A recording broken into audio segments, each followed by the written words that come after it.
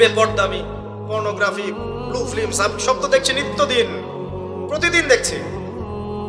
এগুলো দেখে যেহেতু আমাদের মনের মধ্যে কোনো রিয়াকশন আসে না, বুঝতে হবে মন কিন্তু নাই, dead. We are living with a dead heart. আমরা একটা মৃত হৃদয় নিয়ে ঘুরছি আর কি, আর কিছু না। এখন এই হৃদয়ে ঝাঁকি দিবে কিভাবে? এই অবস্থায় মৌত আসলে কি হবে? মৌতের কষ্ট খুব বেশি হবে। মৃত কলব অবস্থায় যদি মৌত চলে আসে, তাহলে মৃত্যুর যন্ত্রণাটা খুবই কঠিন হবে। কত কঠিন হবে আমি একটা হাদিস দিয়ে বুঝাচ্ছি। আমি এই হাদিসের নাম্বার এখন বলতে পারছি না, আমি অনেকদিন আগে হাদিসটা পড়েছি, বাট আমি হাদিসটা পড়েছি।